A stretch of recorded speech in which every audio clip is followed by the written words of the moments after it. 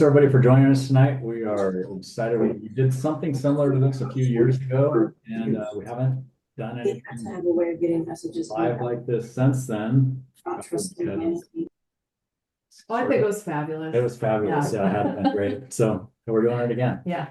So anyway, we've got Wes with us and Dave Kennedy with us, and Tammy and I, and Becca is recording, running the technology part of it, which none of us are any good at. So thanks everybody for being here. And the idea is that we put a lot of information on the website. We have Facebook and so forth, but the idea is that we can answer any specific questions. We know, especially for first timers, RAGBRAI can be sort of a logistically daunting thing to do. And, our business is built around the idea that we take a lot of that out of it for you. So what we'd like to do tonight is, any questions that you have, and some of them have been already sent to Becca that we'll answer. And but if you have any specific questions about really anything at all about the experience, we will be happy to answer those. Most of them. Just kidding. And yeah, with pretty much honest answers, mostly honest answers. Mostly honest, Mostly yeah. honest, so nothing made up. Okay, should we just ask people to raise their hands, or have they raised their hands, or? Yeah, why don't we start with just some questions from the audience to start off with, and then I've got a list of some questions we can get into later too. Do we call on people? Dave, do you have a question? Why Does anybody have a question? Okay, we've got, do we need to bring our own bike pump? You can. So I would recommend bringing a frame pump for, that's on your biking kit. You need to have a flat kit while you're riding RAGBRAI because flats happen. So there is mechanical assistance on the road, and they will eventually get to you and assist you with changing your flat. But a better option would be either to bring your own little, the small little frame pumps, or the seal cartridges that work in lieu of an air pump. Now, once you're in camp, we'll have floor pumps at the charging station, and so where you charge your cell phones and stuff, we'll also have we'll have a combination of both floor pumps, and then we have a compressor set up with air gauges so that you can air up your tires throughout the day. And in the morning, we actually have one of our crew whose job it is. What time do they usually start in the morning? I think it's about 6. Would you say, Casey? Yeah, Casey will be there about 6 in the morning, and we have Casey do it in the morning because if people do it themselves, it can take a while. And she's an actual mechanic, so people will sort of queue up and they'll come through, and she'll just ask them what pressure the little compressor gauge has it has a gauge on it, so they'll be able to put the exact pressure in that you want. So, and she can keep the line moving through, so that can happen very quick. A lot of people like to air up in the morning. So long answer to your question is bring something for your own flat kit during the day, but in camp you don't need to bring a floor pump because we'll have that taken care of in camp. And just one thing to add to that, there's great citizens on the roads of RAGBRAI. Team Air Force is a whole ton of good citizens, but there are lots of others. If you pull off to the side of the road and fiddle with your bike, somebody in a short order is going to ask you, I don't know how long it takes to get a bike shop, but just a good Samaritan on the road is going to say, hey, are you okay? Do you need help? So RAGBRAI is that kind of event where people really look for opportunities to help each other too. It's the one time where you should act like a victim. Look helpless. Yeah, look helpless. Yeah. All right, the next question is from Jerry, and he said, what time do we need to be packed up today, and how will we find the campsite at the end of each day? Well, that's an interesting question. I'll take the first part. All right, you go ahead. 7 o'clock, Pete. No, I'm sorry. But by 7 a.m., we want everybody to be out of their rental tents with their bags packed and zipped and close to the door of the rental tent, and all the way out of Tent City, actually, so that crew can get going and do their work. And then for those who set up their own tents, you have 2 bags, just drop everything, make sure your 2 bags are to our crew by 7 a.m. The coffee goes until 7. Sometimes the breakfast vendor lingers a little bit longer in camp. And the part about finding us at the end of each day has changed, and so we'll do our best to answer that. Yeah, and then one other thing I'd add, did you mention in rental tents, if you're in one of our rental tents, you put all your stuff in your bags, set the bags by the door of the tent. If you can, that helps us speed along. So if they're by the door, our crew doesn't have to physically get in the tent to retrieve the bag. So if they're by the door, they can just, if it's not raining, you can leave the bag, you can leave the door to the tent unzipped, because that's the first thing they're gonna do is unzip it and grab it, grab your bags and load them. So if you can, leave them by the door. So new rules. This is a new RAGBRAI rule this year. In years past, we provide multiple ways to find us every day. When you go to check in, you're going to be given a little card. It's called a locations card, and it's got a zip tie hole, and you'll be given a zip tie. You can either put that in your wallet that you're going to keep with you all day while you're riding, or you can zip tie it to your bike frame or somewhere on your bike. But have it with you. It will say every day on the card, we are at Memorial Park in Milford. And so you'll know when you get into town, I'm going to Memorial Park. Now, you won't know where that is necessarily, but you'll be able to ask a local. Hopefully you will have looked at the other ways, maps. We will, from our app and an email that comes very late, probably a week before RAGBRAI, we send those out late because we want it to be accurate information, or as accurate as possible. We'll send you a map of our location in each overnight town so that you'll be able to navigate your way to find us. In years past, we have put, in addition to all these methods, we've put signs on telephone poles and street signs and so forth. We've taped our sign to the pole, and you could follow our signs, as did every RAGBRAI charter and group.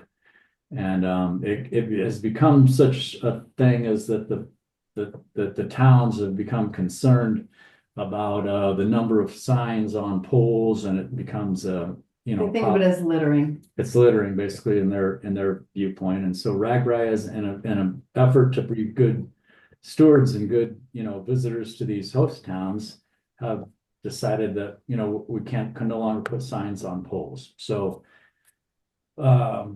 that's going to be, for all you veterans, that's going to be a challenge this year. That's going to be a new thing. So we really encourage people to pay close attention to the map to find us each day, because the map is going to be the way that you find us. We are talking about GPX files, about creating GPX files. So if you're a techno person, you have like a Garmin computer or something like that, you can download those GPX files, and that'll help route you in. There is a specific route. Having asked that question, there is a specific way that we want you to come to us. Okay, the town approves our route to our campground every day. Sometimes they'll close roads for RAGBRAI. So if you just whip out your phone and say, "Where's Memorial Park in Milford?" it may show you a route to get there that takes you onto a busy highway that's not safe. It may route you onto a road that's closed because RAGBRAI's in town. They're going to have entertainment there. There could be a number of reasons. So we want you to use the map that we send you to get to us. That's the way you want to get to us. So that's going to be a new challenge this year, and we're talking about different ideas. We may send up flares throughout the I don't know. But there's, It'll be new for us too. New for us too. So, Yeah. So it's going to be a new way of doing it, but that's a great question, and we were hoping to And avoid. we have a different answer this year than we would have had last year. Yeah. But also with our maps, they will be on the app, but internet is sketchy during parts of RAGBRAI, especially when we go through these small town areas and rural areas without many towers. So you'd be very smart to snap photos, screenshot them or something on your phone. And Becca and I will always have the next day's map taped down on the table at our front desk. So at the very least, stop by the front desk before we take down the desk at 8 o'clock at night and snap a picture of tomorrow's map, because we'll have it there every day. So we hope that's useful to you. And we're just continuing to talk about this, as Yeah. Pete Yeah. said. I believe the file that we emailed to you, there about a week before, that file is downloadable. You can download it into your phone and have it accessible even without internet. Just download that file to your phone. Yeah. And then you can look each day or have it right on your phone and check. Don't need to be connected to access. Right. Right. Yeah. Good question. All right, that goes well with our next question from John. Do we have a site map for Orange City yet? Where is our campsite located? Well, our campsite is located at a beautiful golf course. It's called Landsmere Golf Course, and the club is hosting us there. And we will be having tent camping on the driving range, and most of our equipment will be set up in a couple of large parking lots there. We will produce a map that shows that, but in the meantime, if you want to look up Landsmere, Landsmeer Golf Club, it's really a lovely spot, plenty of room for everything. And the golf community there, all the members of the golf club are doing food on Friday night, all day Saturday, and then we'll have some other provisions for you on Sunday morning for breakfast. There will be shuttles that go to the downtown. Yep. And it's our understanding that, I don't know if we should, I'm pretty sure that Orange City is going Yeah. to offer a shuttle Mhm. that's going to take people to the river who want, if they come in early enough on Saturday, they're going to have multiple departures that'll take people and their bicycles to the river. And then you would ride, I believe it's something like 40 or 45 miles back on Saturday if you wanted to add Yeah. a day to Ragbri and dip the river. Otherwise, you can do it the old fashioned way. They're going to bring a truck full of river water in and dump it on the street as you roll out Orange City, and that's sort of the That's other sort of way. The easier, softer way. Symbolic. Symbolic way to go Yeah. river to Missouri to Mississippi. So All right, next question's from Paul. What about showers in Guttenberg on the final day? Mhm. yes, we will have, our plan is to have 3 shower trailers set up until 2 p.m. How many people are signed up for Pork Belly Adventures? We have about, well, We expect Total. cancellations. yeah, we're about 1450-ish right now, but this is the beginning of cancellation season, as we call it. So people unfortunately will have, stuff come up at work, stuff come up at home, bosses that say no, spouses that say no. Injuries. Injuries, family taxes, all those illnesses, things. So childcare falls through, all kinds of reasons. yeah, so that number will add some people, but we'll get some cancellations. So I think by the time we get here, we're expecting to be 1350 to 1425, Yeah, somewhere in That's there. kind of which what is- we're talking to our caterers about Yeah, as a hypothetical number. Plus about 100 crew. That's about 120 crew, crew or yeah. so, yeah. yeah. All right, Stacy asked, if we get the tent service, will our bags be at our tent each day? And then she also wondered about spray painting your bags so they stand out. And if you still need to do that if you have the tent service. Oh, No, if you have done, if you have the tent service, hypothetically, you're going to be in tent number 121. And you will be given at check-in two baggage tags that say 121 on them, and you'll zip tie those to your bags, and that's the way.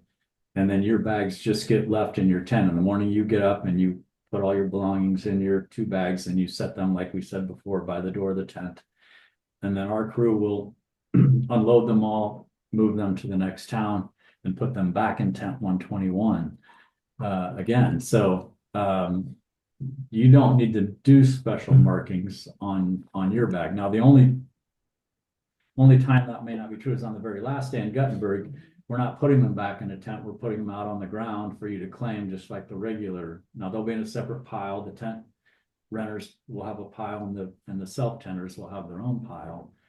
But that day you would have to locate them yourself. And so the numbers will still be on there, and they should go out in some sort of sequence, but that would be the only day. But the tents, the bags that are in tent city, we do try to line them up still in the same number and in sections, so you should be able to walk through it as if it's still in a grid and be able to find your bags somewhat easily. That's super helpful. Oh, yeah. I didn't know And then for people that are for the self-tenters, those people can go crazy with making their bag stand out. That's a really good idea. So we tell, we have people that have little army duffels that they've done crazy. Pink polka dots on and Yeah. or zebra they- stripes. Or they or- put, what color's your bag? That's a joke. That's actually a Ragbri crew joke is, can you help me find my blue bag? Everybody knows that joke. So if you can do something to make your bag stand out from the pile. Now, the baggage crew actually sorts bags by color when they unload them. So they'll have orange, brown, I think- Blue, black and white will kind of be together. You have your blues, your reds, your oranges and yellows, and then your blues and purples are always kind of mixed together. And Mhm. if it's close to something, it's dealer's choice, and we try to make it match up. The only problem we have about half our baggage crew is colorblind. So Yeah. Well, we do have some colorblind people, so Yeah. sometimes we do catch them in the wrong spot. But anything you can do to make it stand out, we see people put feathering kind of stuff, tassels, anything that just. Bandanas, pops, Bandanas, handles. Mm-hmm. So anything you can do to just make it pop will always help out. All right. Do you provide tent service for Friday before the Ragbri start? Yes, we do. And so if you're on one of the Friday shuttles coming from Cuttenburg, and you're in our rental tents, on your details form, there's a box you can tick that says you're a Friday night tenter, and that's a $50 upcharge to stay on Friday night. But then we'll have your tent ready for you on Friday night when you check in. So yes, and if you're not in the rental tents, you're just going to set your tent up on Friday night, and it will stay there both Friday and Saturday night. And there is no additional No charge additional for charge Friday for night Friday for night. people who bring their own tent. Right.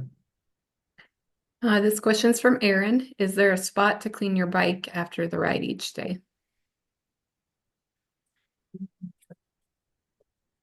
Not very, Sure. not all the time. Sometimes over behind the showers, they might have a hose or something to hose it off a little bit, but we don't have a designated cleanup area for your bike. There's Yeah. a hose attached to the water thingy, so sometimes you Yeah. can kind of Yeah. rinse it off through there, but that'll usually be pretty busy with other people filling Yeah. bottles and doing other stuff, so you might be able to sneak in through there. And you want to bring maybe some old rags or something to be able to do that. We request that the towels from the showers don't get used for wiping your bike For off. grease rags, Yeah. yeah. That would be appreciated. Yeah. I bet Aaron has a really nice bike. Yeah. Her bike's not like my bike. The next question is, are our bikes secure overnight? And what about in towns? Do we need a lock? So yeah, that's a great question. Everybody, the natural thing is, oh, I don't want to leave my bike unattended. And so, there's different ways to look at it. Last year, for the first time in many years, we did have one bicycle that was stolen out of a campground. And, it was temporarily left right on a corner, and a local drove by with a pickup truck. The police did recover the bike later in the day, and it got back to the owner, but he did miss riding the last day of Ragbri because he didn't have the bicycle. So that's highly unusual. And so what we recommend to people is that when you bring, if you're coming with a group, if you bring one cable lock for all of you and you're all camped near each other, if you cable lock your bikes all three together or two together, whatever the case, nobody is gonna walk through camp with a pair of bolt cutters and cut that, or try and pick up three bikes and carry off the bikes, even in the middle of the night. I mean, there's always people that are up going to the bathroom and so forth. It just, it just doesn't happen. If you take minimal precautions, I think you're, and mostly just paying attention.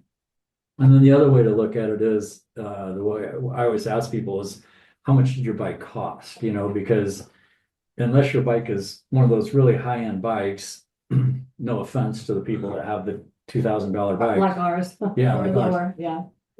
There's always a nicer bike to steal than yours. So if that sort of thing were going on, but in camps, it just, I have heard of stories, through the years of, somebody, a camp having several bikes stolen. But I think if you just take minimal precautions, it's just, nobody on the ride's going to steal a bike. What are they going to do with it?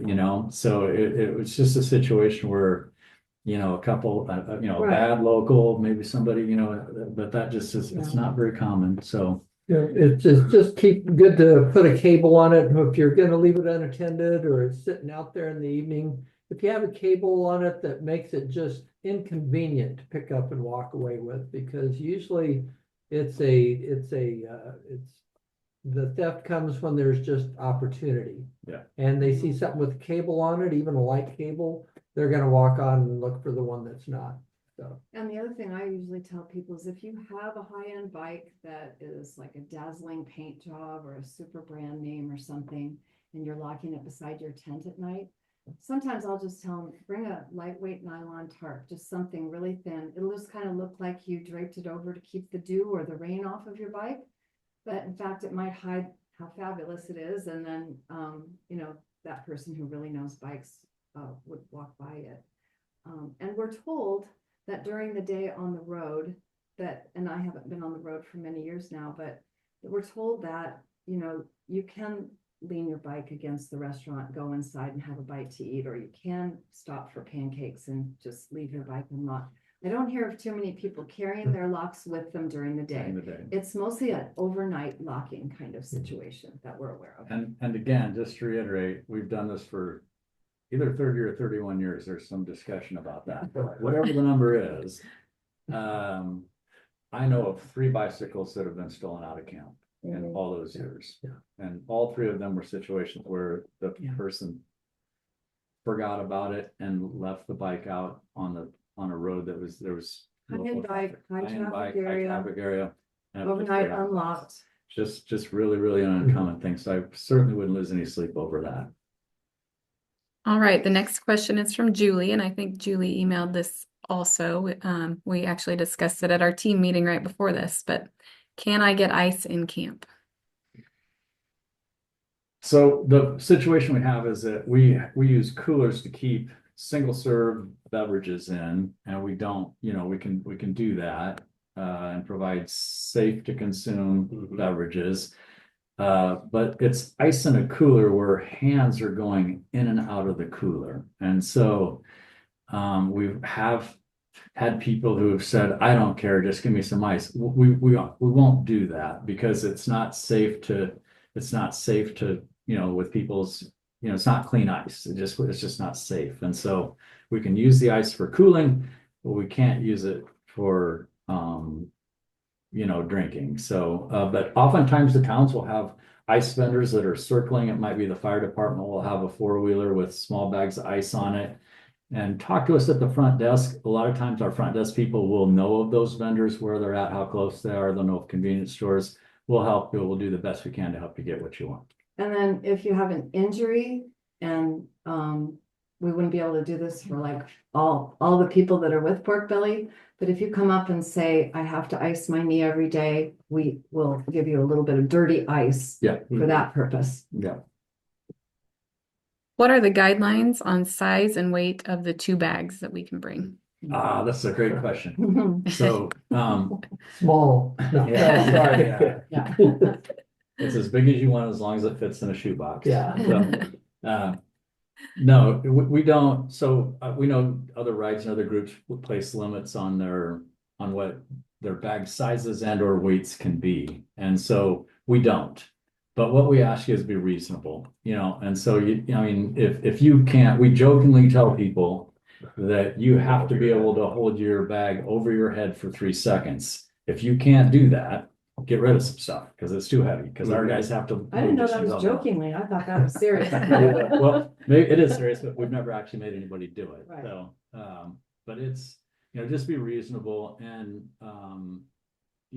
just imagine you're one of our baggage lifters and they have to move this stuff in and out of the tents and in and out of the trucks all day, every day. And so, we want you to bring what you want to enjoy the ride and be comfortable, but our experience is the more times people come on RAGBRAI, the less they bring. Yes. So less is more. It really is. One of our longtime RAGBRAIers put it this way. She said, by Tuesday, you will hate the stuff you overpacked. You will wish you just didn't have to deal with it for the rest of the week. So what the bike spears and buses people said on their video was, that you know, they pack it and then they try to take out half or something like that. They really try to pare it down.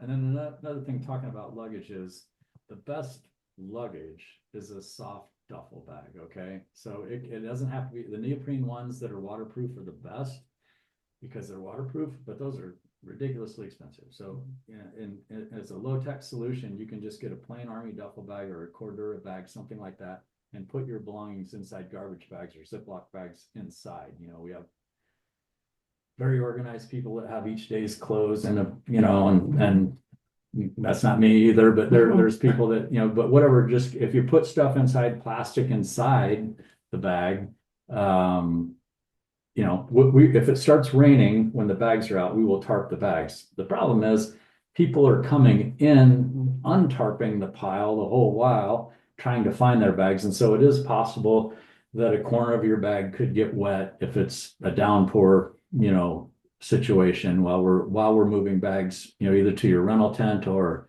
you know, before you get in to claim it. So just if you put it inside plastic inside, a bad idea is to bring a Rubbermaid tub because you think this is awesome, it's waterproof. But if you bring a Rubbermaid tub with all your stuff in it or any rigid sort of thing, it's going to go on a semi truck that's has 9-foot high ceilings that everybody else's bags are going to get piled on top of, and They don't hold up. they don't hold up. They Yeah, don't bottom hold line up. is they will be shattered by Tuesday, and you'll be borrowing a bag from your friend, sticking your stuff in your friend's bags. So There's some really organized people too, who they don't only put just their day's clothing in there, but they tuck a $20 bill into a pocket of something that they're gonna wear every day of the week. They're really thinking ahead on how to pack.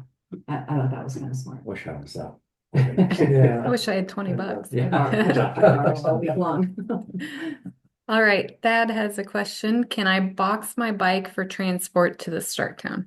Yes, you can. That's the safest way to travel your bike. So we used to, these are really good questions.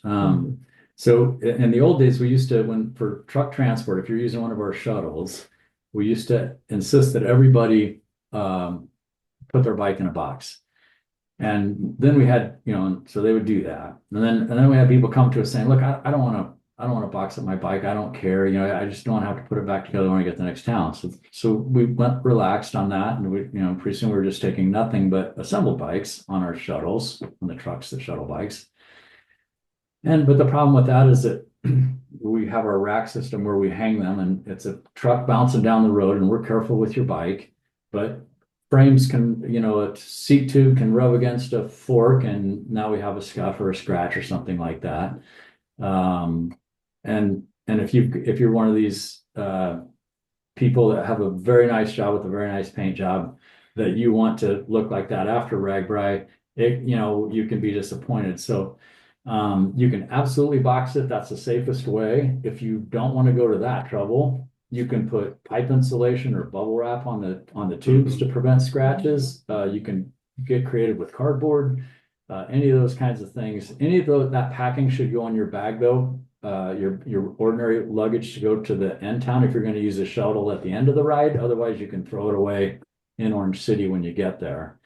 Bottom line is we'll take the bike however you give it to us, but if it's completely unprotected and it gets scratched, we won't be responsible for scratches. But I mean, if we smash a wheel or derail it or something like that, of course we would be responsible. But for, you know, small scratches, we want you to take some precautions if you're concerned about that. Now, having said that, we're very careful with people's bikes, and it's extremely rare for something to happen. So Yeah, we just ask you to be our partners in protecting your bike for Yeah. truck transport. You know, you do your job, we'll do our job. And the other thing, since we're talking about truck transport with bikes, is if your bike has carbon wheels, not a carbon frame, lots of bikes are carbon frames, but if your bike has carbon wheels, we don't want to hang those bikes from our hooks because the truck bouncing can damage either a carbon wheel or a carbon fairing on a wheel. If they're aluminum alloy wheels, fine, you know, we can hang them. But if they're carbon wheels, we want you to tell our guys when you bring the bike to the truck, these are carbon wheels, don't hang it. And we'll have a trailer that those bikes, you know, we will load those bikes on the floor of the trailer and not hang those. So make sure you can even put a tag on it.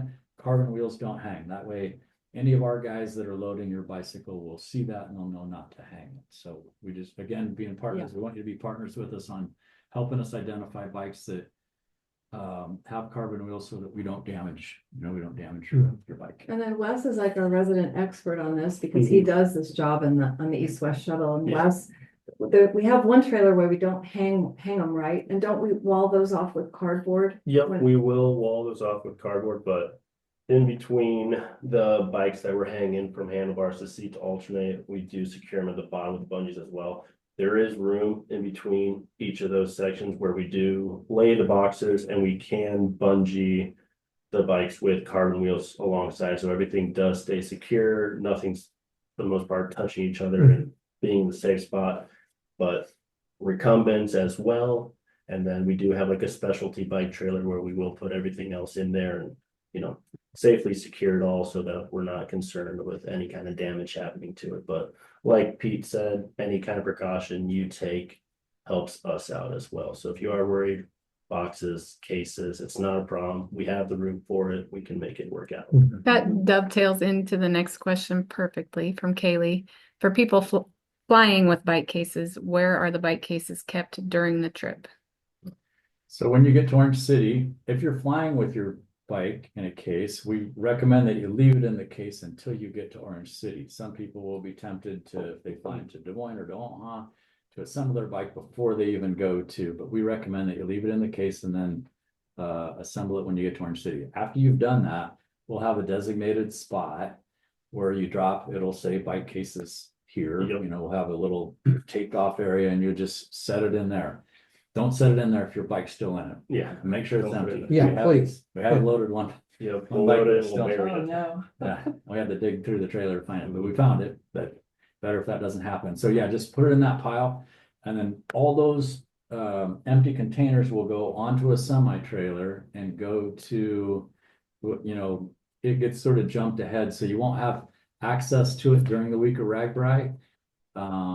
It'll go, it'll basically be Orange City to Guttenberg. So don't leave your sunglasses in there or, anything that you may want during the week, make sure it's out of that box or case. And if it's, if it's a hard case or a cardboard, obviously you'll have, the better you can identify it, put your name in big tape on there, which is about true with everything with Ragbri, the easier for us to identify it, the better. But a name and a phone number is a good thing to put on your bike box. Now, if you have a cardboard box that shouldn't be broken down, or you can write save and write your name on it. It'll go on that truck, and then we'll unload all those in Guttenberg, and we'll have a crew that'll alphabetize those when we get there to help make it easy to locate them when you get to Guttenberg.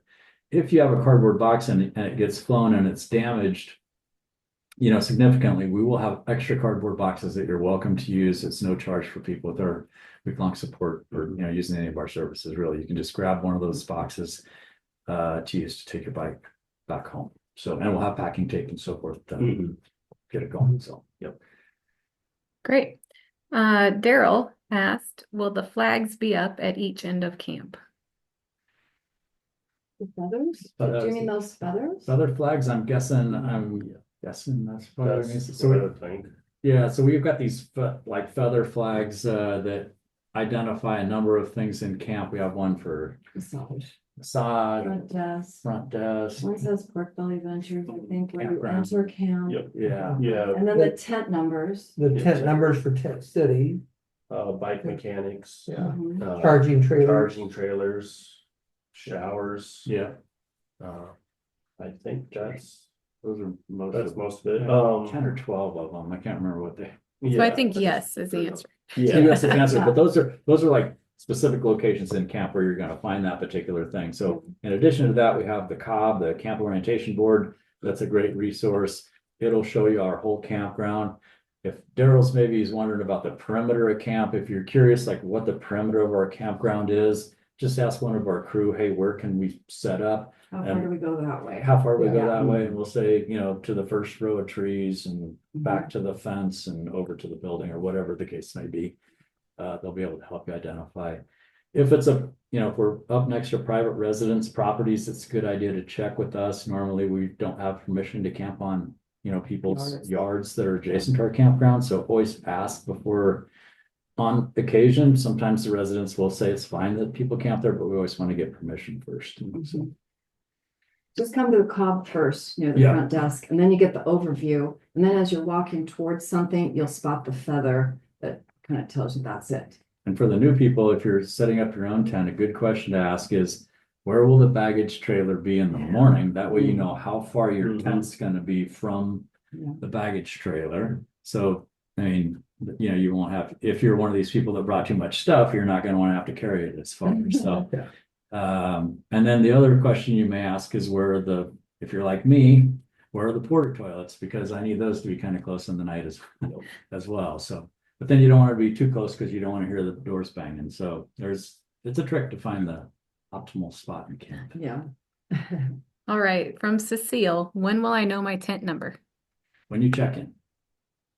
Yep, at check-in, we will make up the grid about a week before. Again, we try and incorporate changes as late as possible, and so we don't reveal any of that until check-in, and it's not work, it's just mostly because we'd rather give you good information than, we'd rather give you no information than bad information, because sometimes we do have to change up the grid last minute as things happen, so. Because people cancel and then other group members want to be next to somebody. I mean, there's just ways in which the grid can change, so it's simpler just to let you know when it's finalized. And you can help You us a mentioned lot the with that. low numbers versus high numbers. Oh, yeah. You might not always be. Oh, So, yeah. so two things. Well, one, make sure you have your group name. If you got three people who you're part of a group of three and you're all in our tents, if you all have the same group name, we'll put you all together. If one of you forgets to list that group name, two of you are going to be together and one of you is going to be somewhere else. And so we'll do the best we can to fix it, but we can't make promises once the grid's set and you check in. So make sure, you can even send us an email and say, hey, just confirming these four people all have the group name Wes's Riders or whatever the case it might be, and we'll confirm it for you. We want that to be right. So and then there's another thing, low tent numbers versus high tent numbers. Just so you know our process, there's been years where people have felt like that if they were in a high tent number, that the high tent numbers were further away from goings on the main part of the campground, say, or some part of the campground, showers or porta toilets or the front desk or whatever the case. But there really is no It's not by advantage. design. It's- If it happens that on one it's day- not by design. Yeah. Pay attention, because the next day you're going to be close and somebody else might be a little bit further away. Now we're thoughtful in how we lay out the grid and how we position our equipment to try to make everything as close as possible for as many people as possible. But if you're in a big tent number, it doesn't mean that you're going to be far away and the person in tent number one is going to be close. It just doesn't. Sometimes it's the opposite. So Well, and in each town, or each day, we switch it up. So if the day before tent one was closest to the site, the next day 400 is going to be there. So we try to alternate it to keep it fair and equal to everybody. So Yeah. Yeah. Well, especially sometimes when there's we no look up. disadvantage to any tent number too. Yeah. Mhm, So yeah, they're all just in a great, Always, great location and proximity, and maybe the far one has shade. we have a great, Yeah. yeah, you just never know. place on Monday night where lots of shade trees in that park, so everybody's gonna be very happy with their location in that park. Great campgrounds every night. They share their own Mhm, spots. yeah. Yeah. Really good ones, yeah. All right, a question from Meg, also related to tents. How many self-tenters are there? More than half. Yeah, it usually works out to be so we'll have 430 or 40 rental tents with one or two people in them. And if we have 1,400 riders, that'd be, maybe 600 to 650 people in rental tents, 700 to 750 people are bringing their own tent. Give or take. All right, here's one from Alan. Any chance you've booked Bad Friends again for musical entertainment in camp? Oh, yes, we have. It's Wednesday night. We have an included dinner that night, so everybody will be at Knoxville was Wednesday last year too. So yes, we got him again, and You know, nobody had to ask us to do that. We just knew that night that it was magic and it was, they create a great vibe in camp, so. Happy to tell you that. More people dancing that night than any other night. Yeah. All right, from Kaylee, is it a good idea to bring a small foldable camp chair or should there be plenty of chairs? Good idea. It's a good idea, you know, if you can fit it in your two bags, you know, it collapses and, you know, now we've got about, I don't know, 500 or 600 stackable chairs. And most of the time when you go over, there will be chairs available just to sit in, you know, it's unusual for all of them to be taken, but some people have their favorite camp chair that's a collapsible, you know, thing that they just like. So we always tell people, if you can fit it in your two bags, bring it. If you have to strap it to the outside of a bag, maybe think twice about it, try and get it in the bag. So But some people like to have them right by their tent too, like they want Yeah. something that they can use by their tent. Yeah. And then they maybe want to bring it over to listen to the music. Yeah. And so, people who have a comfortable chair, I don't want to endorse anything, but that people have their favorite camp chairs that are especially comfortable, you know, and Mhm. so. If you can make room for it, it's not a bad idea not at bad all. Yeah.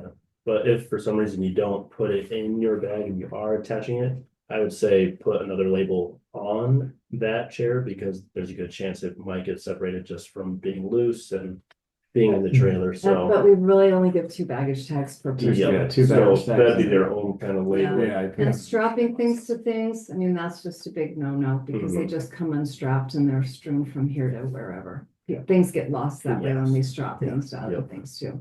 It's lost and found. Yeah, Yeah, we do have lots of Yeah. so. we still have a lost and found. Okay, question from Julie. What types of drinks are available in camp and how much are they? Do we need cash to purchase? So we'll have popping water every day and usually like a Gatorade, usually the G2 is what Mike usually tries to get. And water is bottled water, 16-ounce bottled water is $1 cold, and everything else, either pop or Gatorade, is $2. And so we will at check-in and all week, you can purchase a punch card, $10 for 10 punches. And if you don't want to have to be fumbling around with cash, yeah, cash always works. But if you don't want to be messing with cash, you can buy one of those punch cards and just bring it up and they'll punch the card for once for a water and twice for a Gatorade or a pop. And we kind of have Go ahead. Coke and a diet and Mountain Dew, Dew and and so we have a Selection. Sprite-like thing. Yeah. Sprite or 7-Up, Mhm. something like that. So, and And then like I different said, colors of the Gatorade. yeah, all the colors of the Gatorade. And then from 2 o'clock through dinner, we mix up a lemonade mix too. And that's will have included, a that's- special area. There's no charge for No charge that. for that, yeah. Yeah, and then we'll usually always, you know, some people will, you know, I mean, if you don't want to buy water, you can always drink, you know, we're pretty much on municipal water in every place we're staying. So they'll have, you know, the water that we'll be connected to is, you know, potable water you can drink, you know, we'll have the water, the filling station that you can use to fill your water bottles if you prefer that, so. I'm just gonna jump in on that. Sometimes people ask me like, how come lemonade doesn't start till 2 o'clock? I got that question a lot last year. And the reason is that our crew all have really, they're slammed in the morning. I mean, we have the whole tent campground to take down and then move it down the road and then set everything up again. And so then they've been working for, what is it, like 7 hours by that time, from 5 in the Yep. morning until noon. Or so, and then they need to eat, so they eat the crew lunch and then they get a shower. So that's why we don't offer the lemonade until 2 o'clock. I know some people wish we would have it early in the afternoon, but that's why, because we just need time to shower our crew and get them something to eat. And trust me, you want us to shower. Yeah. Yeah. Speaking of showers, are washcloths provided? No, they're not. No, so the Bring a shower, washcloth if you want. yeah, you're welcome to bring one, or what else? Those shower poofs are really Yeah. are good Yeah. for drying out Poof, quickly. yeah. The Yeah. poops, yeah, I mean, they're disposable ones too, but we do provide the towel, but we don't provide the washcloth. Question from John is cash the currency in towns, or Venmo and credit cards are more common? So there's I know a lot of people have the swipes, you know, the what do they call them, the little thing that sticks out of the Square? square, yeah, Square. the square. We've not done that. We've held out and stuck with cash because the problem is when all this technology runs through cell phones, and when RagRag comes to town, especially in northern Iowa, cell phones are going to work great until about 1 o'clock when everybody gets into town, and then the towers get overwhelmed. And so you should just know that your phone you may not be able to use your phone for hours during the day. You might not have connectivity because the towers get overloaded. Now texting is better. If you're just tuning by text, you can send a text and it'll go eventually, it queues and then goes. But Calls Mhm. don't. go calls through as don't do well. that way, and data, so if you're somebody like us who's trying to process credit cards by connecting to your credit card service, it's just down and it just doesn't work. So some other vendors will got it set up so they can store data and then it runs at some point during the day when it's better. We don't, so it is cash with us during the week of RagBri. Okay, Tammy, this will be for you. Given the many people you're supporting, are you able to address individual food allergies? Well, we tried to take, we tried to do a little bit of that. Like we've recently, I'd say 3 years ago, maybe 4 years ago, started collecting information on the detail form about dietary restrictions, but we're clear and we write a paragraph in there on the detail form that basically says we feel confident that we can provide a meatless alternative and a gluten-free alternative for the included dinners. And we try very hard to do that for the optional dinners as well.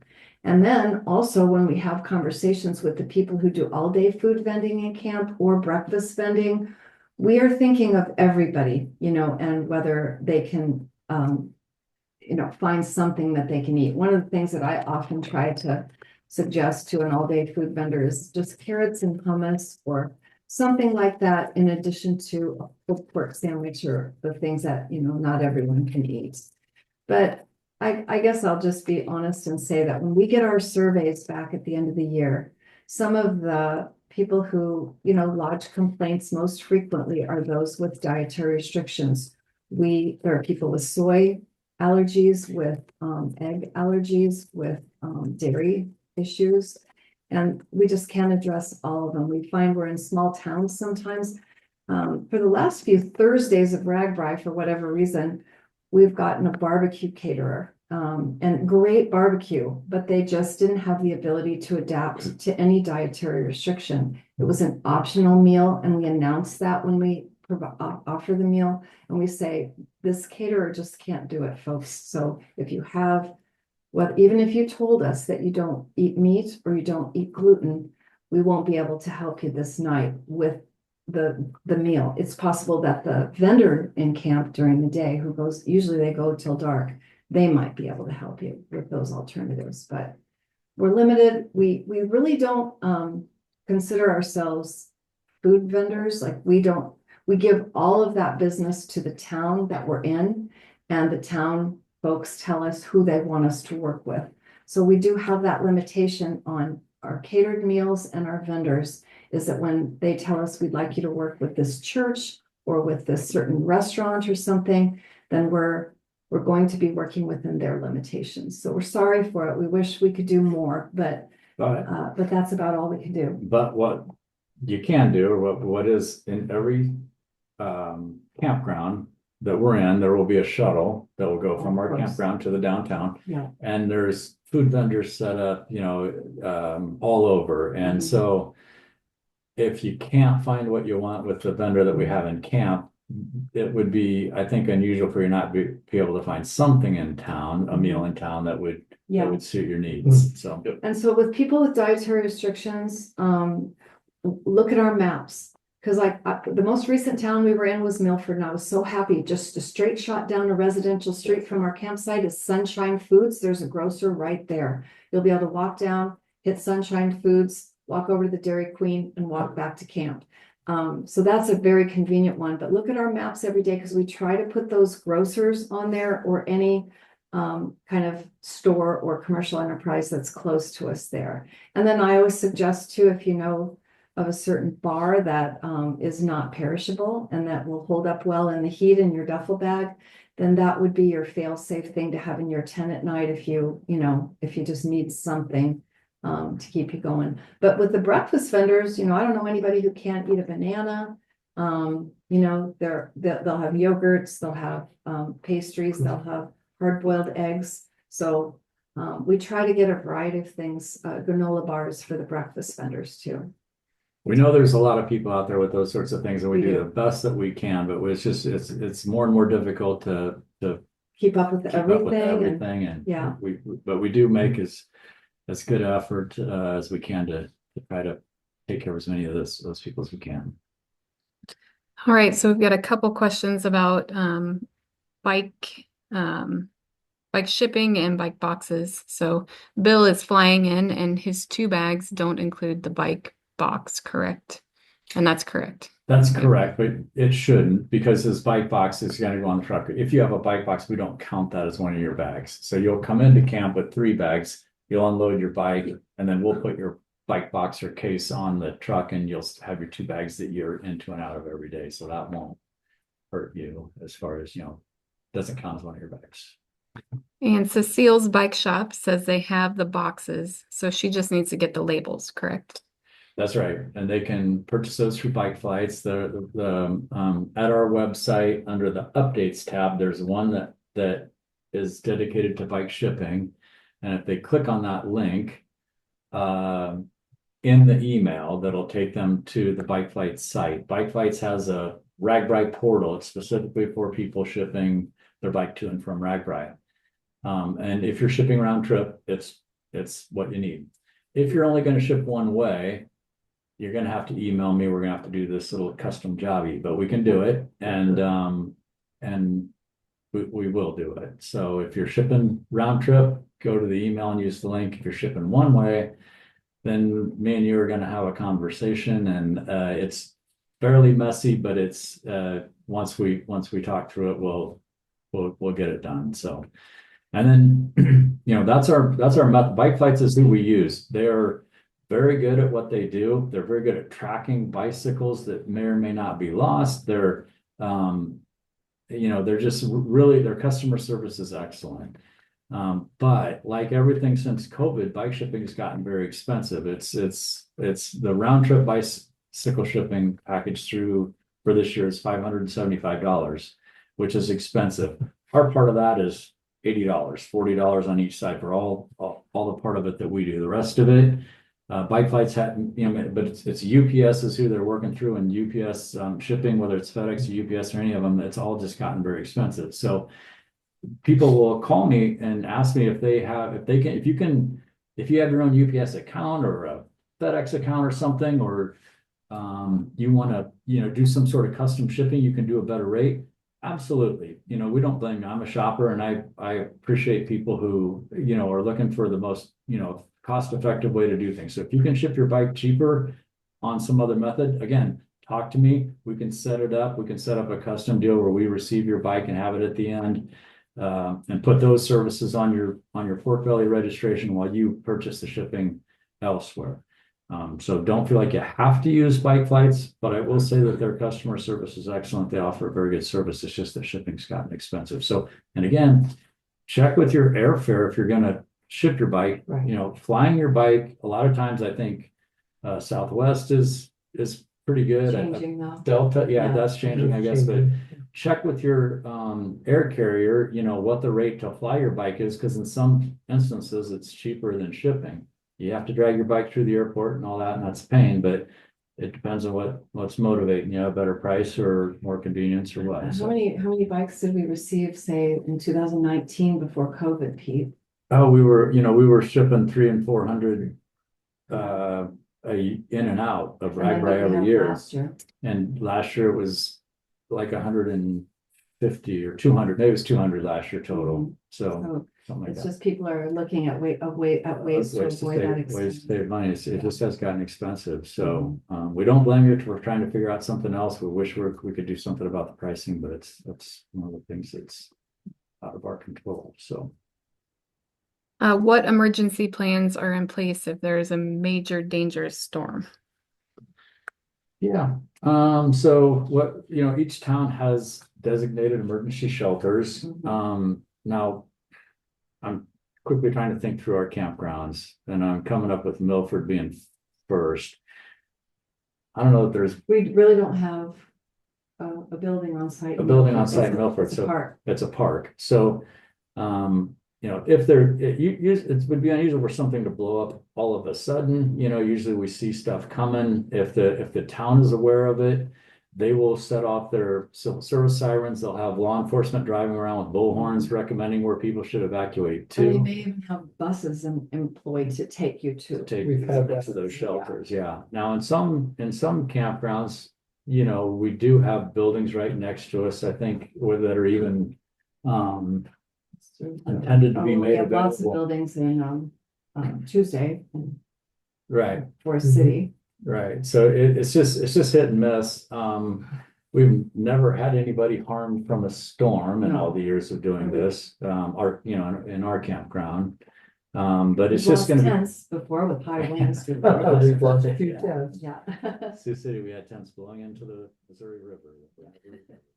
Where the riders have arrived, Yeah, most of them anyway. it's probably not a very satisfactory I answer. think your word is catastrophic, but Catastrophic, yeah. we're live, aren't we? So on that, basically taking direction from the RAGBRAI emergency. If you're looking at your weather app and you see something coming, check with the front desk. If there's an emergency plan in place on any given day, and there will be, every town has an emergency plan. Have them, if they're concerned about it, check with the front desk. The front desk will be aware of what the plan is in that town. All right. So this is just a clarification. Do self-tenters need to carry bags to the truck each morning or leave them for pickup where we camped? You carry your bags to the trailer each morning. But what happens is there's about 8 guys, they're wearing gloves, they're playing some tunes on the back of the trailer as they load. And they're kind of swarming around it. And a lot of them will walk out and meet you a little ways before you get to it. I mean, they're super customer service oriented, or baggage team. But they won't come in They won't, camp and they won't get it. walk out into Yeah, camp and get yeah, them. You do have to right. bring them over to the trailer that we call the stupidity trailer, which is adorned with the words, it's not so much the heat, it's the stupidity. So that's where regular tent baggage is transported every day. That's to my earlier point. That's why you want to, when you're looking around your spot, you may ask the guys when you first claim your bags from the baggage pile, where's the stupidity trailer going to be in the morning? Because where it's sitting right at that moment may not be where it's going to be in the morning. So if you see it parked somewhere in the afternoon, sometimes people will think, oh, there it is. I'm going to set it right here because it's close. And then we move it. So you don't We want to usually try to, we They usually try to try. be where they dropped it, Yeah. don't they, Pete? It's close to where they drop it, Yeah. but it can get moved. So it's just a good idea to ask the Mhm. baggage crew there as you're claiming your bag, where is that truck gonna be in the morning? Or is that where it's gonna be, whatever the case, and then you can make your plan accordingly. When we look at our plot plans at the front desk, does that show you where it's gonna unload or where it's gonna be? It usually just shows us where the baggage drop's gonna be. It usually Yeah. doesn't indicate that. So it could the be trailer- slightly different from that. We usually try to keep it close, but for whatever reason, sometimes we have to move it and then move it back, or, Yeah, so. okay. You mentioned GPX files, but it sounded a little tentative. Is that a firm plan or hopeful? I kind of think RAGBRAI wants to do it for For- everybody because they're. Don't you hate it when people try to pin us down on stuff?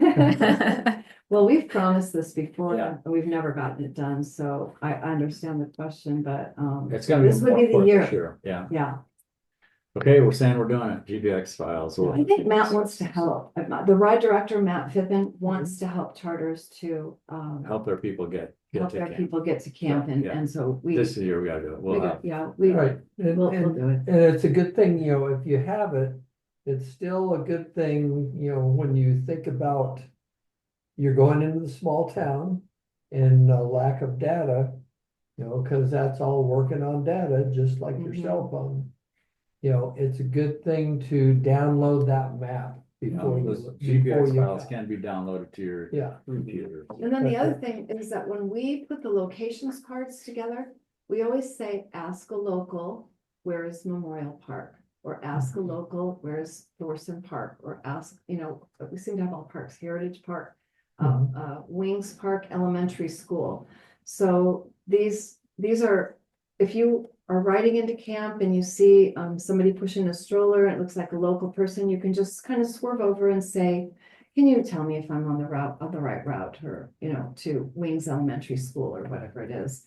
Sometimes rather than getting a map out of your pocket, just asking a local that question, or a couple locals can get you there too.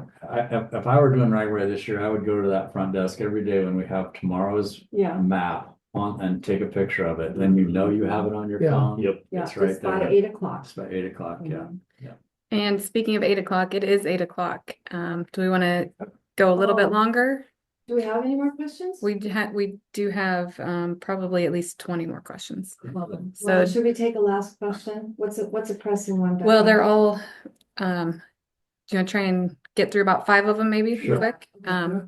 When will somebody who is on the tent rental waiting list find out whether or not they should bring their own or will get one? Good question. So the cancellations come late. People don't start canceling until we're just getting to the start of cancellation season, what we call it, so it'll be June 15th, we'll get a wave, and then there'll be people that have stuff come up after that. So I think it'll be, between we'll clear the most people from the list from June 15th all the way up until Ragbri. We'll be clearing people off that list as openings come available. So Would you mention the process then? Kay starts writing to people on the list, right? yep. So we have, the list is in place. When somebody's name's up, she'll send them an email and say, do you still want the tent? And they'll say yes or no. And then the tent will go on their registration and you'll then have a tent. And so, if you're deciding whether to buy a tent, if you can hold off on that, we haven't cleared anybody from the list yet because we just,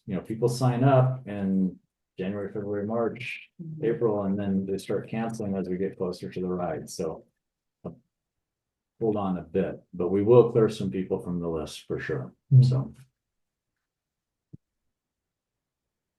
How do the night shuttles work? Is this your service or Ragbri? Any times that we need to know? Night shuttles? I think in the Okay, overnight town town. Those are Yeah. town Mhm. shuttles. Yeah, Ragbri doesn't run any shuttles. We just run, the ones that we go to airports or the exit during the week or enter during the week. So, the night shuttles there are shuttle stops near our campsites that will be noted on our map. And so if you have the map or just come to the front desk and look at today's map, and we'll be able to point you to where the shuttle stop is. Some of them run frequently, some of them less frequently. We try to get some intel on that. If people can come and tell us it seems to be coming every 15 minutes, or I didn't have to wait very long. And then they will take you to the places they want you to go. I mean, they'll take you to their downtown vendor area, to where their festivities are going to be going on. And sometimes you can talk to a shuttle driver and say, hey, I need a grocery store. Is there a store on your route or something like that? But those are operated by the town, and I don't think they charge anything for those, do they?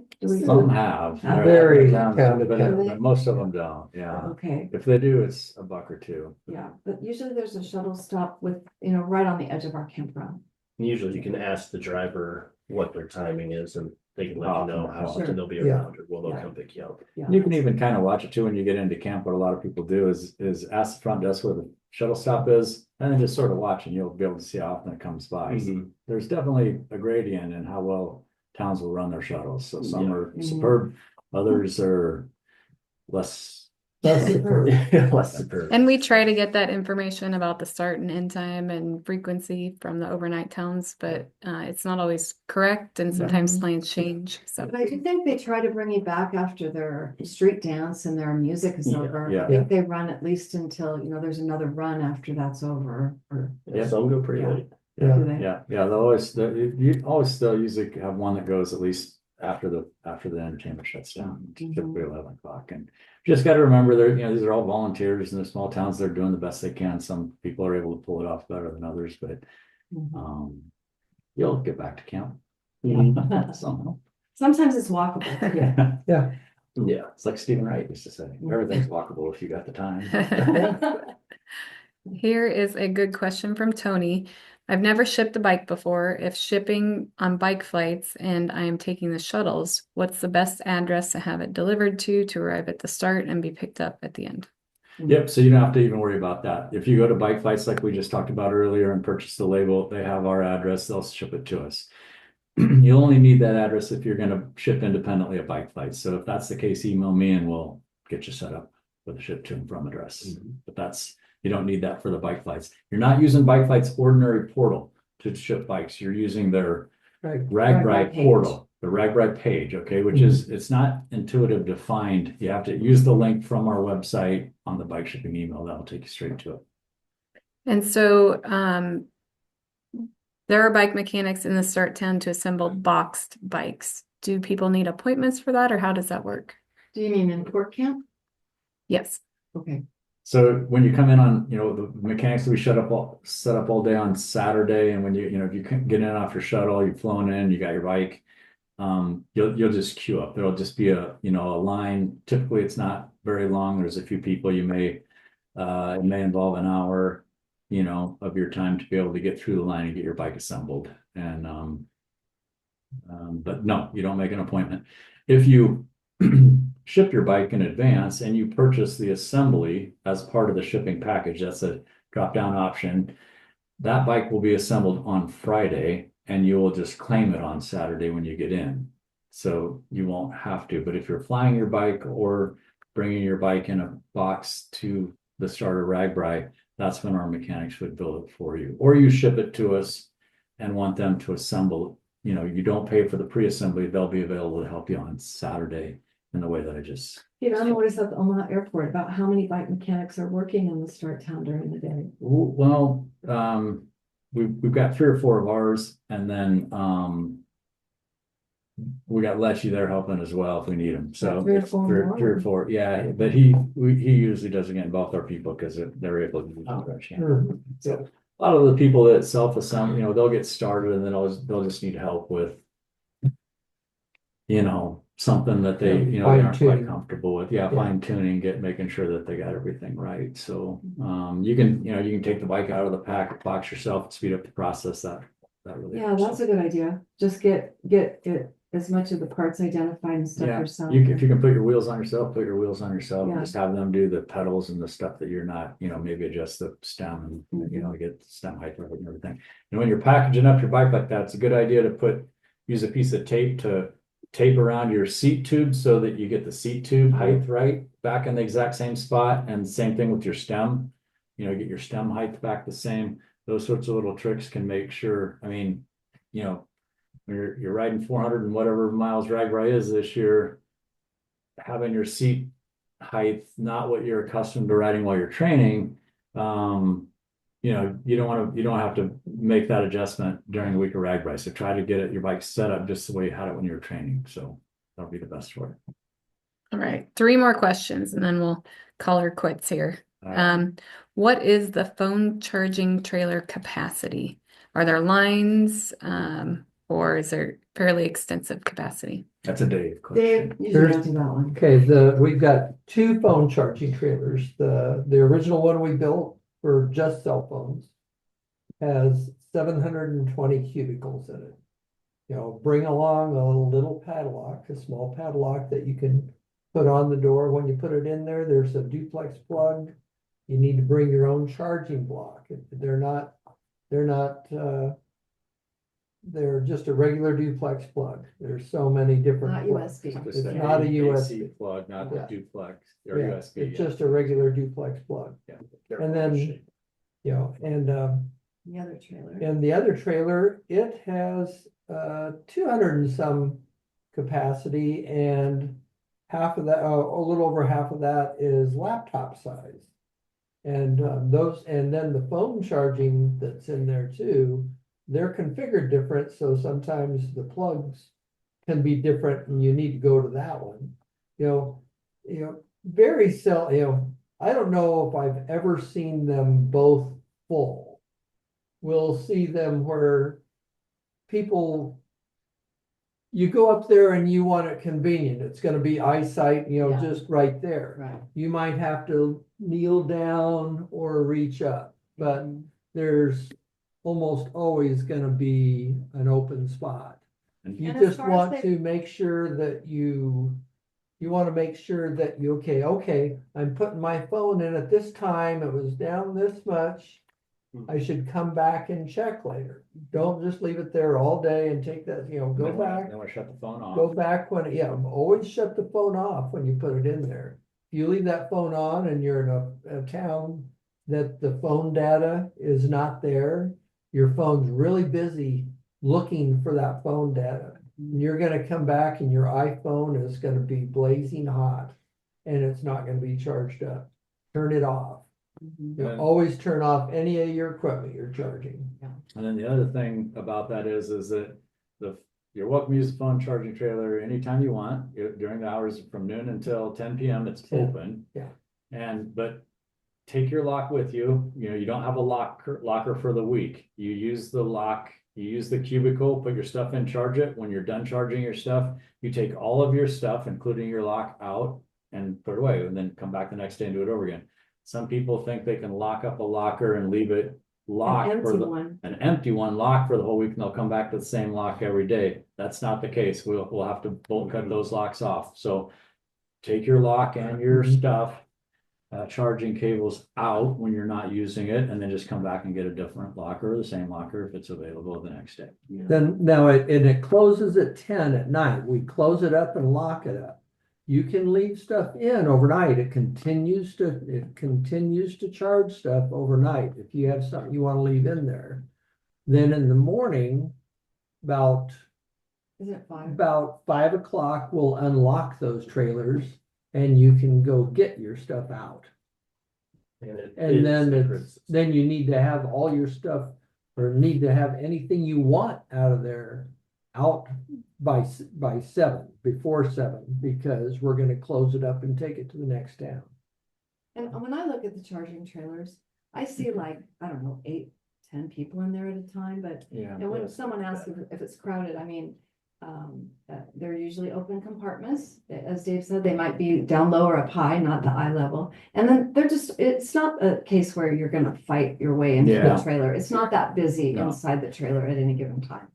You may be waiting for somebody to sort of step aside so you can get to your thing, Yeah. but it's never gonna be more than just a minute to get to your Mhm. stuff or Yeah. your stuff. in. So, You just wanna mark which one your tent is, or your Yeah. phone or whatever you're charging is. It's in a grid system, so A through whatever letter and then 1 through a number, Yeah. so you'll know where your item is. It can be visually Yeah. confusing. Yeah. Oh, yeah. And then from one time to the next, you have to remember, where did I leave it today? Which Yeah. locker did I leave it in It's- today? All right, question from Daryl. Can you assist with shipping bags back at the end of the ride if we are not able to bring them with us? We would, if you know that that's gonna happen, what we would recommend is that you pre-purchase the label from, UPS or whoever, you want. UPS would be the best.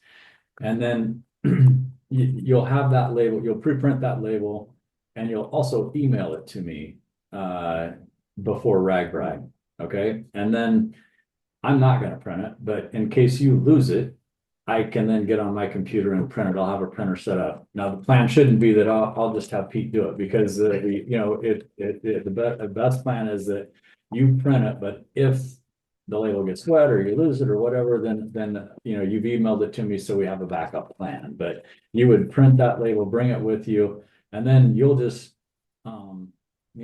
we'll have the tags, the UPS tags that the label can go on to, that'll wrap around to handle the bag. It doesn't have to go in a box. We can, if you've got a good duffel bag that's will withstand shipping straight, yeah, we can just tag the handle of the bag and we'll get it to UPS from Guttenberg. But we would want you to pre-purchase the label, because again, same thing, this is going to be Guttenberg, Iowa. All the towers are going to be overwhelmed. To try to purchase a label through UPS with the back and forth information, it's not going to work, so. Okay. What is the process for charging e-bike batteries? Not on the charging trailer. Not on the charging Yeah. trailer. You Not- don't Or chase the bikes out of Or the there. fat trailers if you're in the fat room. Yeah. Yep, Right, so- we will set up daily, it'll be over close to our, what we call our fat trailers, it'll be close to one of them because we will have them all plugged into a large generator. We'll have some canopies up to get a little shade because we know they charge better in the shade. And we'll have power strips out that you can plug into. You want to put your bike there and get it plugged in. Please don't, it's another thing of, you pay attention, okay, I'm here at this time, it takes about this long to charge my bike. I should come back and check it. Cause there's gonna be other people wanting to use that charging also. We try to have a plug-in for every bike for the whole day, but that's not possible. Dave, are So, we still doing that too on the front desk trailer? yeah, and there's also, we'll also have, if you have a removable battery, then you can take it to our front desk trailer and we have compartments there. Someone will let you know, there'll be a crew member there that will take it and the charger, and they'll put it on a shelf, plug it in, and they'll let you know what number it is that it's sitting under. Then you go, then you come back later and claim it, when it's all charged up. And we don't allow those to charge overnight in that trailer. That's by 8 It p.m. has to plan. be, it has to be by 8 p.m. You have to have those batteries out of that trailer. We don't leave those in there to overnight charge because we have people sleeping inside those trailers and we don't want to risk any problems, any fires or anything. So also, just as a matter of safety, make sure you use manufactured batteries. It's Yeah. usually the aftermarket batteries that they've had problems with them. Right. with them burning, so Yeah, make sure you you- use it's a Trek e-bike, you want their certified batteries that they purchase. Right. But get it in, and when you come in off the road, that should be one of your very first items to do is go get things plugged in. So Before you, the shower. before the shower, before you go get food, before you do anything, you wanna plug your bike in so it starts charging. So you have plenty of charge. And we've got about, I think we said 140 or 150 e-bikes signed up. About right now. 140 right So now, we'll yeah. be able to handle that. We've Yeah. got plenty of capacity to handle. Right, that. I'm gonna try to pay real close attention to that. And one of the things I'm gonna ask people to do, don't lock it down there. If Yeah. I find a bike that's charged up and I have no places to plug in and someone needs a place to plug in, I will unplug the bike, set it off to the side and let someone plug in. But just keep- batteries. keep an eye on, the time. Yep, if you know it's gonna be a That's few me. hours, just come Yeah. back then. you're It's just fine. one of those courtesy things, Yeah. and that's all you help us and we help you. Opens up a compartment Yeah. for someone else. too. Right. For the locks on the charging trailer compartments, like the small luggage size Yeah, combination. it's the small luggage. Nobody's gonna break into a locker with a lock on it, and so any lock, but Yeah. the Well, just small, don't bring those huge ones. huge ones. You Yeah. won't be able to- But it's gonna keep the door closed. I think there's Yeah. something that could be too small and there's something that could be too big, but we will send out a photo with the June letter that will show you a variety of locks that are used on those. But a lot of people use the TSA locks, they're Yeah. about the right size, if you travel Oh, at should we all. say something about, Yeah. those, what are those? Electronic things that I tell you your bag is nearby or like. Air tags. Those have so many, that's kind of random, but there's so many good purposes for those, to have those in your bag, I think would be great. To also have them in your bike when your bike is being transported by our charter, then you know kind of how far out it is. I'm sorry, that was really random. Oh, that's great. That's our next Yeah. question. Okay, last question. You said the showers would close at 2 in Guttenberg. We'll be hard pressed to get there in time. 62 miles, 2,400 feet of climb, plus stops for breakfast and lunch. Do you think you could keep the showers available a bit longer? No, regretfully, no, 2 o'clock is the shutdown time. So what I would say is on that day is leave early and, try to minimize your stops. It is 62 miles. But if you stay on your bike and stay riding steady, you should be able to make 2 o'clock. I also think, are they gonna have showers at the high school there that may be open after? I can check We with can, Nancy we can and check find on out. that and find out, but I know that's a common question, even for people who are worried about catching their buses. The reason we say 2 o'clock is if you're on one of our buses, they're all gone at 3:15, so you would want to, to make a 3 or a 3:15 bus, you would want to make that, be in the shower, well before 2 o'clock even, so. But if you get going early, you may have to start the ride a little bit early and not stop quite as frequently. You should be even, even though that's one of the more challenging days this year, we've had last days that were well into the 70 miles that were even much hillier. The other thing, can we mention the shuttle? Right? Well, if we decided today we're Guess we doing that decide we're one. doing it. Yeah. And the other thing we're probably gonna offer, it sounds like we're gonna offer it now because we're talking about it, but we're gonna have a midday shuttle on the last day. So for people like you that are concerned, we don't know where yet, but about halfway into the last day's ride, we're gonna give you the opportunity to get on a bus and ride a bus in for the last half of the Saturday ride. So we've Yeah. offered that in the past on other days. We've never offered it on the last Saturday, but we're going to do that this year because we do know that it is hilly and it's 62 miles. So if you're really concerned about making, you could opt to do the first half of the ride the bus in, and then we're figuring that bus would be in by like We're 11. thinking that we would try to, Becca, you helped sort the mileage out. It's not exactly 30 miles into the day. That might be. It would little depend on bit- if we do the meeting town or the town before. Yeah. So So we the might meeting ask for the town's town 38 before. miles Yeah. in. We're gonna so. try to get you like at the halfway point. There's a little town called Dundee, but we'll have to, publish this in our update, but we're thinking, if you leave camp and the Bragg doesn't want you to leave until it's light outside. So, but you could leave at a little before 6, say, and it's definitely light outside by that time. Oh, yeah. And we brew coffee at 4:30 in the morning, so you could get out of there pretty early. And also the vibe on the road on the last day of Ragbri, I don't know if you're a first timer who asked the question, and sorry if I'm telling you things you already know, but the vibe is different on the last day of Ragbri. People, celebrate on Friday night, and then they kind of get down to business the next day. They all have a connection they have to make, and so people aren't stopping as often, and they're kind of, intent on getting where they need to be.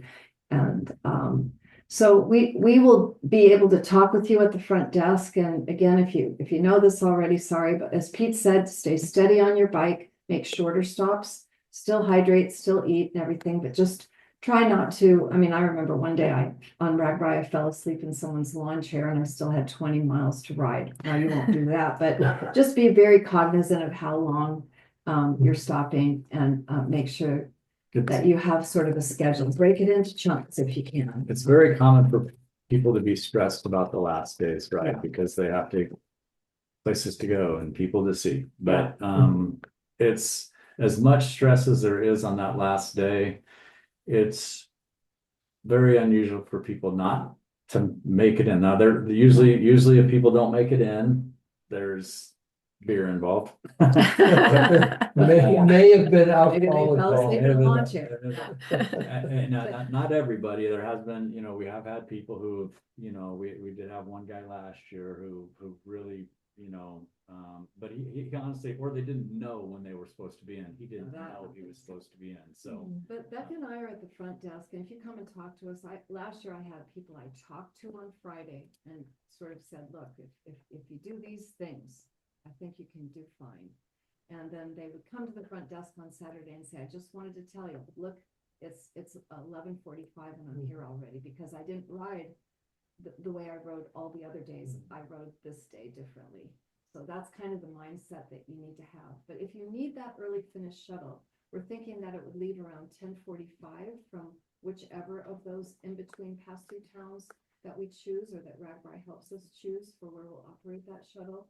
And then we think it's going to be a 45 or 50-minute trip or so, barring traffic and slowdowns and things, into Guttenberg. And I talked to Nancy about this, and she kind of told us like exactly which route to take and how to get the most, the quickest way to our campsite. And then if you want to go dip your tire, you'll be able to, because it's only a couple miles on a flat street just down the road. So you can still go and dip your tire in the Mississippi River. But we kind of have to stick to our hours of operation in camp on the last day. Will the thingy be out on the last day? Okay, there is the lakeside ballroom and they will have, restrooms inside. So there's a possibility that somebody could tidy up in the restroom a little bit, not fully take a shower, but, just Yeah. kind of Get rag I've right done clean. that. as we Get rag all right. done many Yeah, times. right. Well, thank you to everybody who's stuck with us for an extra 25 minutes. And I think it was, from our side, very valuable. I think it was good to, even though we didn't actually hear from you, just chat with all of you. And thanks a lot to everybody for the kind comments. I'll show them to Pete and Tammy later. Great questions. Lots of thank you Yeah. notes in the chat, and email us if you have other questions, and just make sure that you are subscribed to our email updates and that you have the app downloaded. And one more And thing. any other? The June letter is a really good place for questions to be answered. We are going to try to get that thing out in the early days of June. And we may not have all the usual information in it. I wait sometimes too long for information. But with our general answers to questions and how things typically go, we're going to try to get the June letter out to you earlier. It might answer almost everything we've talked about today. I think that it's a very long letter. Nobody needs to read all of it, but you can be sure that you're going to have that as kind of your pork belly travel guidebook as well. Anything else, guys? Can't think of anything. Wes, thanks. Yeah. Dave, Thanks, everyone. Becca, thank you. Thank you guys so you. much. For coming. Have a great evening. Thanks, everybody. Says I, Bye.